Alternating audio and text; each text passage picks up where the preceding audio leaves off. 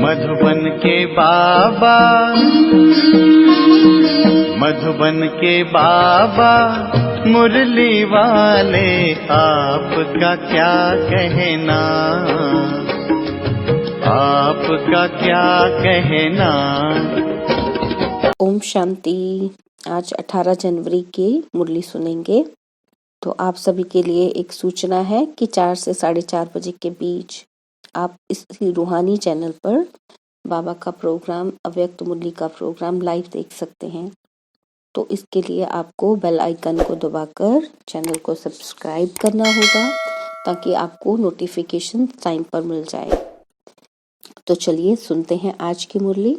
आज 18 जनवरी की मुरली है। बाबा कहते, मीठे बच्चे, सवेरे उठकर बाबा को बहुत प्रेम से याद करो। बाबा को याद करेंगे तो बाबा भी प्यार करेंगे, कशिश होगी। बाबा कहते, मीठे बच्चे, सवेरे उठकर बाबा को बहुत प्रेम से याद करो। बाबा को याद करेंगे तो बाबा भी प्यार करेंगे, कशिश होगी। आज मुरली का गीत है, तुम्हें पाके हमने जहां पा लिया है, जमी तो जमी आसमान पा लिया है। ओम शांति। मीठे मीठे बच्चों को बाबा बार बार समझाते हैं, बच्चे अपने को आत्मा समझो, यह शरीर मेरा नहीं, यह भी खत्म होना है, हमको बाप के पास जाना है। ऐसे ज्ञान की मस्ती में रहने से तुम्हारे में कशिश बहुत आएगी। यह तो जानते हो, यह पुराना चोला छोड़ना है, यहाँ रहना नहीं है। इस शरीर से ममत्व निकल जाए। इस शरीर में सिर्फ सर्विस के लिए ही है, इसमें ममत्व नहीं है, बस घर जाएं। यह संगम का समय भी पुरुषार्थ के लिए बहुत आवश्यक है। बाबा अभी ही समझते हैं, बाबा हमें अभी समझाते हैं कि हमने 84 का चक्र लगाया है। बाप कहते हैं, भल धंधा दौरी आदि करो, ग्रस्त व्यवहार में रहते बुद्धि में ये याद रहे कि यह तो सब कुछ खत्म होना है, अब वापस घर जाना है। बाप भी सदैव घर में रहते हैं ना। भल 8 घंटा धंधे आदि में लगाओ, 8 घंटा आराम करो, बाकी समय बेहद के बाप से ये वार्तालाप रूह रिहान करो। बाप की श्रीमत है, मीठे बच्चे, निरंतर याद की यात्रा पर रहो। जितना याद की यात्रा पर रहेंगे तो तुम्हारी प्रकृति दासी बनेगी। सन्यासी लोग कब मांगते नहीं हैं, वह योगी तो है ना। निश्चय रहता है कि हमें ब्रह्म में लीन होना है, बहुत पक्के रहते हैं, बस हम जाते हैं, यह शरीर छोड़ जाएंगे। बड़ी मेहनत करते हैं। भक्ति मार्ग में कई भक्त देवताओं से मिलने के लिए अपना जीव घात भी कर लेते हैं। आत्मघात तो नहीं कहेंगे, वह तो होता ही नहीं, बाकी जीव घात होता है। बाबा कहते आत्महत्या हम बोलते हैं ना, तो बाबा कहते आत्मघात नहीं कहेंगे, क्योंकि आत्मा तो मरती ही नहीं है, तो जीव घात होता है। तो बाबा कहते, तुम बच्चे योग में रहते हो तो जैसे अमर हो, कभी कोई ख्याल नहीं आएगा कि कुछ करें, परंतु वह अवस्था मजबूत हो। पहले तो अपने अंदर देखना है कि हमारे में कोई खामी तो नहीं है। बाबा कहते, खामी नहीं होगी तो सर्विस भी अच्छी कर सकेंगे। Father shows son and son shows father. बाप ने तुमको लायक बनाया और तुम बच्चों को फिर नए नए को बाप का परिचय देना है। बच्चों को बाप ने होशियार कर दिया है ना बाबा ने हमको। बाबा जानते हैं कि बहुत अच्छे अच्छे बच्चे हैं जो सर्विस करके आते हैं। रात दिन यही ख्याल चलता है कि हम इनका जीवन कैसे बनाएं, इससे हमारा जीवन भी उन्नति को पाएगा। खुशी होती है, हर एक को उमंग रहता है कि हम अपने गांव वालों का उद्धार करें, अपने हम जिन्स की सेवा करें। बाप भी कहते हैं, चैरिटी बिगिंस एट होम। बाप बैठ बच्चों को ही शिक्षा देते हैं कि बच्चे, तुमको पहले अपनी उन्नति करनी है। बाप जानते हैं, रूहानी कल्प वृक्ष, कल्प पहले मिसल ही है। यह वृक्ष है ना, इसमें सभी सेक्शन है। बाबा कहते, तुम आगे चल सब साक्षात्कार करेंगे, कैसे सब रहते हैं। सिजरा तो जरूर है ना। बुद्धि भी कहती है कि वहां से आत्माएं फिर नंबरवार आती हैं। तो बच्चों का विचार सागर मंथन चलना चाहिए कि ऐसे ऐसे सर्विस करें, यह करें। साथ साथ बाप की भी याद रहनी चाहिए, याद से ही उन्नति होती है। बाबा कहेंगे ड्रामा प्लान अनुसार जो पास हुआ वह ठीक है। बाबा कहते लाडले बच्चे, आगे चल तुम्हारे में योग बल की ताकत आ जाएगी। फिर तुम किसी को थोड़ा ही समझाएंगे तो झट समझ जाएंगे। क्यों समझ आएंगे? क्योंकि हम में ताकत आ जाएगी। यह भी ज्ञान बाण है ना। बाबा कहते बाण लगता है तो घायल कर देता है। पहले घायल होते हैं फिर बाबा के बनते हैं। तो एकांत में बैठ युक्तियां निकालनी चाहिए। ऐसे नहीं रात को सोया सुबह को उठा, नहीं। सवेरे उठकर बाबा को बहुत प्रेम से याद करना चाहिए। रात को भी याद में सोना चाहिए। बाबा को याद ही नहीं करेंगे तो बाप फिर प्यार कैसे करेंगे? कशिश ही नहीं होगी। भल बाबा जानते हैं कि ड्रामा में सब प्रकार के नंबरवार बनने हैं, फिर भी चुप करके बैठ थोड़ी जाएंगे। पुरुषार्थ कराएंगे ना। बच्चों को ड्रामा कह करके ठहर नहीं जाना है, नहीं तो अंत समय में बहुत पछताना पड़ेगा। नाहक मैंने ऐसा किया, माया के वश हो गया। बाप को तो तरस पड़ता है, नहीं सुधरते हैं तो उनकी क्या गति होगी? बाबा कहते रोएंगे, पीटेंगे, सजाएं खाएंगे। इसलिए बाप बच्चों को बार बार शिक्षा देते हैं कि बच्चे तुम्हें परफेक्ट बनना है। बार बार अपनी चेकिंग करनी है। हर एक बच्चे को अपने से पूछना है कि बाप से हमें सब कुछ मिला, फिर किस चीज की मेरे में कमी है? अपने अंदर झांक करके देखना है। जैसे नारद से पूछा ना कि लक्ष्मी को वरने लायक अपने को समझते हो, बाप भी पूछते हैं कि लक्ष्मी को वरने लायक बने हो? क्या क्या खामियां रही हुई है जिसको निकालने का पुरुषार्थ करना है। नए नए बच्चों को भी समझाया जाता है कि बताओ तुम्हारे में कोई खामी तो नहीं है, क्योंकि तुम्हें अभी ही परफेक्ट बनना है। बाप आते ही हैं परफेक्ट बनाने। तो अपने अंदर से पूछो, हम इन लक्ष्मी नारायण जैसे परफेक्ट बने हैं? बाबा कहते खुद से पूछना है अपने आप को। तो अगर खामियां हैं तो बाप को बताना चाहिए कि यह खामियां हमारे से निकलती नहीं है, उसका कोई उपाय बताओ। देखो बाबा खुद ही कहते हैं कि जो कमी कमजोरी हमें लगती है कि नहीं बदल रही है, चेंज नहीं आ रहा है, तो उसको बाबा को बताओ और बाबा से उसका उपाय समाधान पूछो। बाबा कहते बीमारी सर्जन द्वारा ही निकल सकती है, तो ईमानदारी से सच्चाई से देखो कि मेरे में क्या खामी है। बाबा कहते खामियां बताएंगे तो बाप राय देंगे। खामियां बहुतों में है, कोई में क्रोध है या लोभ है या फालतू चिंतन है, तो उसको ज्ञान की धारणा हो नहीं सकती। बाप रोज रोज समझाते हैं, वैसे इतना समझाने की दरकार नहीं है, लेकिन ये धारण करने की बातें हैं। 5 विकारों को जीतने की बात अभी की है। बाबा कहते तुम्हारे में कोई वह भूत नहीं है जो भटकने वाली आत्मा है, वो वाला भूत नहीं है। बाबा कहते ये जन्म जन्मांतर के भूत 5 विकार अंदर प्रवेश हैं जिन्होंने दुखी किया है। काम भूत के लिए तो रोज समझाया जाता है। बाबा कहते हैं आंखें बहुत धोखा देती हैं, इसलिए आत्मा को देखने की प्रैक्टिस अच्छी रीति डालनी चाहिए। मैं आत्मा हूं, यह भी आत्मा है। तुम आत्माएं तो भाई भाई हो ना। तो इस शरीर को नहीं देखना है। हम आत्माएं सब वापस घर जाने वाली हैं। बाप आए हैं ले जाने के लिए। बाकी यह देखना है कि हम सर्व गुण संपन्न बने हैं। कौन सा गुण कम है? आत्मा को देख बताया जाता है इस आत्मा में ये खामी है, तो फिर बैठकर करंट दें कि इनसे यह बीमारी निकल जाए। बच्चों को बाबा से बहुत मीठी मीठी बातें करनी चाहिए। बाबा आप ऐसे हो, बाबा आप कितने मीठे हो। तो बाप की याद से, बाप की महिमा करने से ये भूत भागते रहेंगे और तुमको खुशी भी रहेगी।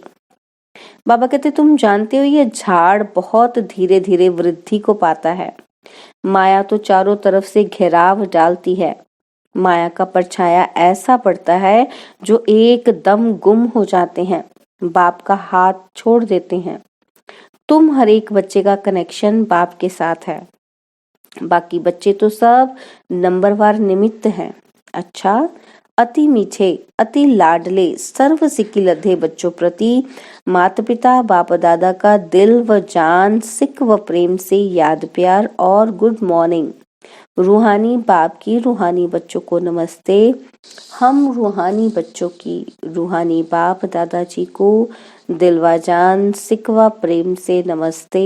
ओम शांति। प्यारे बाबा, मीठे बाबा, मेरे बाबा, शुक्रिया बाबा, शुक्रिया बाबा, शुक्रिया बाबा। अब आज ही के दिन के अव्यक्त महावाक्य हैं। मुरली का सार, अंतिम सर्विस का अंतिम स्वरूप। बाबा कहते अपने अंतिम स्वरूप का साक्षात्कार होता रहता है। पूछ रहे हैं बाबा। बाबा कहते क्योंकि जितना जितना नजदीक आते जाते हैं उतना ऐसे अनुभव होगा जैसे कोई सम्मुख वस्तु दिखाई दे रही है। ऐसे ही अनुभव होगा कि अभी अभी यह बनेंगे। जैसे वृद्ध अवस्था वालों को यह स्मृति रहती है कि अभी वृद्ध हूँ, अभी अभी जाकर बच्चा बनूंगा। ऐसे ही अपने अंतिम स्वरूप की स्मृति नहीं, लेकिन सम्मुख स्पष्ट रूप से साक्षात्कार हो। अभी यह हूँ, फिर यह बनूंगा।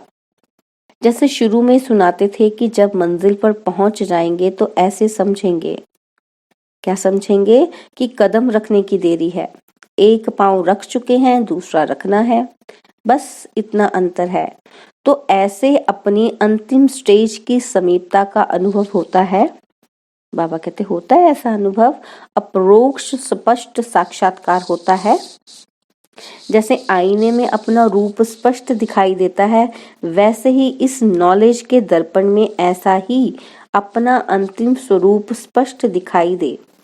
जैसे कोई बहुत अच्छा सुंदर चोला सामने रखा हो और मालूम हो कि हमको अभी यह धारण करना है, तो ना चाहते हुए भी धारण करने का समय जैसे जैसे नजदीक आता रहेगा तो अटेंशन जाएगा, क्योंकि सामने दिखाई दे रहा है। ऐसे ही अपना अंतिम स्वरूप सामने दिखाई देता है। बाबा पूछ रहे हैं, बाबा कहते दिखाई देता है। बाबा ने फिर पूछा कि उस स्वरूप तरफ अटेंशन जाता है।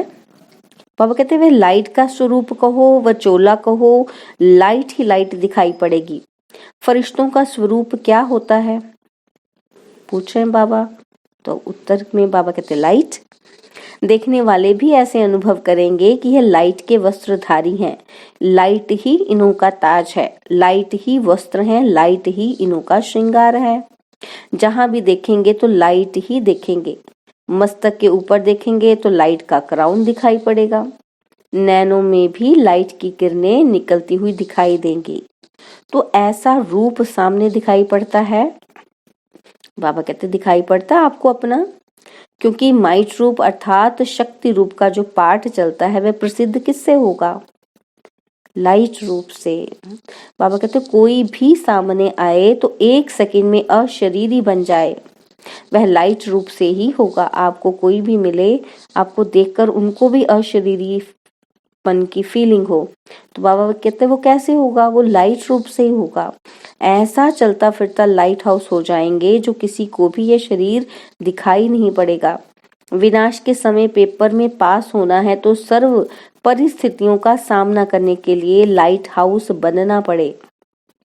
चलते फिरते अपना वह रूप अनुभव होना चाहिए। ये प्रैक्टिस करनी है। बाबा कहते शरीर बिल्कुल भूल जाए।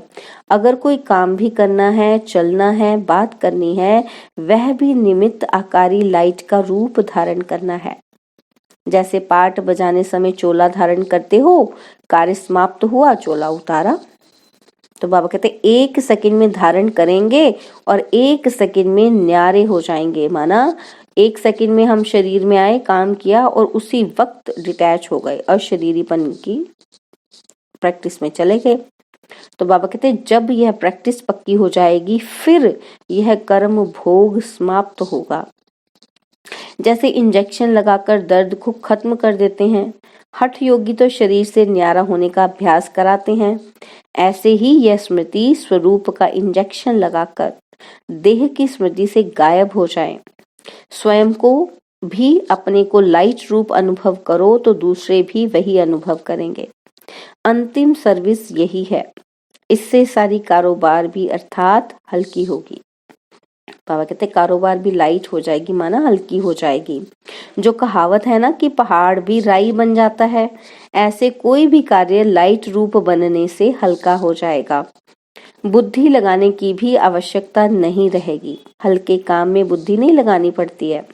तो इसी लाइट स्वरूप की स्थिति में जो मास्टर जानी जाननहार व मास्टर त्रिकालदर्शी के लक्षण हैं वह आ जाते हैं कि करें या ना करें यह भी सोचना नहीं पड़ेगा। बाबा कहते बुद्धि में वही संकल्प होगा जो यथार्थ करना है। उस अवस्था के बीच कोई भी कर्म भोग की भासना नहीं रहेगी। जैसे इंजेक्शन के नशे में बोलते हैं, हिलते हैं, सभी कुछ करते भी स्मृति नहीं रहती है कि कर रहे हैं, यह स्मृति नहीं रहती है, स्वतः ही होता रहता है। वैसे कर्म भोग व कर्म किसी भी प्रकार का चलता रहेगा, लेकिन स्मृति नहीं रहेगी, वह अपनी तरफ आकर्षित नहीं करेगा। बाबा कहते ऐसी स्टेज को ही अंतिम स्टेज कहा जाता है। ऐसा अभ्यास होना है। यह स्टेज कितनी समीप है, बाबा पूछ रहे हैं। बाबा कहते हैं आप अपना अपना चेक करो, देखो आप इस स्टेज के कितने नजदीक हो, बिल्कुल सम्मुख तक पहुंच गए हैं। बाबा कहते हैं जब चाहे तब लाइट रूप हो जाएं और जब चाहे तब शरीर में आए, वो जो कुछ करना है वह करे। सदाकाल वह एक रस स्थिति जब तक रहे तब तक बीच बीच में कुछ समय तो रहे, फिर ऐसे रहते रहते सदाकाल हो जाएगी। जैसे साकार में आकार का अनुभव करते थे ना, फर्स्ट में रहते भी फरिश्ते का अनुभव करते थे, ऐसी स्टेज तो आनी है ना।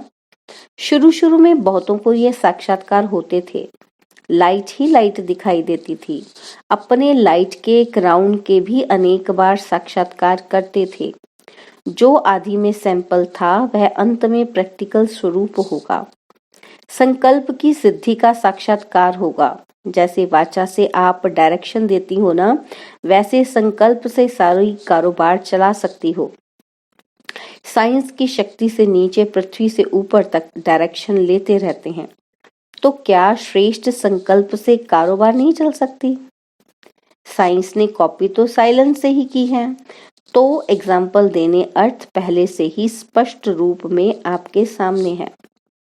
कल्प पहले तो आप लोगों ने किया है ना, और फिर बोलने की आवश्यकता नहीं।